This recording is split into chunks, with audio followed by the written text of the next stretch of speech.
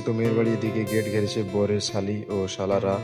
তো এদিকে কোনো মতেই বরকে ভেতরে প্রবেশ করতে দিচ্ছে না। হ্যালো ফ্রেন্ডস, আসসালামু আলাইকুম, welcome to my new blog. আমি চলে গেছিলাম গঙ্গাসাগর থেকে মগরাহাট আমার মামার বাড়ি, আমার মামার ছেলের বিয়ের জন্য। তো আমি এসেছিলাম মগরাহাটে গোলাপ কিনতে, কারণ ডালা সব জিনিস রেডি, শুধু গোলাপটা বাকি ছিল। তাই আমি এসেছিলাম। এই চাচাটা কত সুন্দর গোলাপটা সাজিয়ে দিল। তো আমি গোলাপটা নিয়ে আস্তে আস্তে প্ল্যাটফর্ম থেকে রওনা দিলাম। তো এখানে দেখতে পাচ্ছ ডালা সাজানো কমপ্লিট। তো এই ডালাটা সম্পূর্ণ এত সুন্দরভাবে সাজিয়েছে এই আমার মাসি।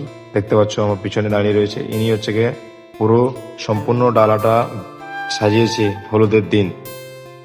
তো আমরা চলে এসেছি মেয়ের বাড়ি ডালা দিতে। তো দেখতে পাচ্ছ আজ হলদির দিন। তো আমরা সবাই মিলে খুব মজা করছি। তো আমরা এই 5 জন এসেছি ডালা দিতে।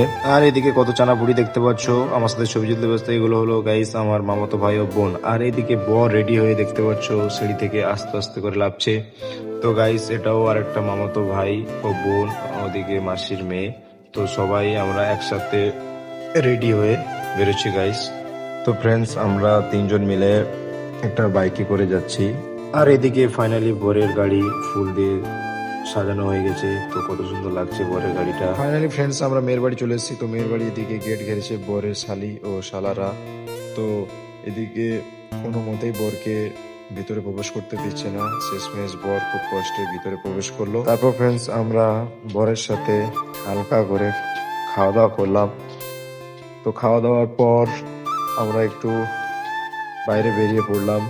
তো ফ্রেন্ডস এই পর্যন্ত টাটা। ভিডিওটা কেমন হলো কমেন্ট করে জানাতে ভুলবেন না কিন্তু।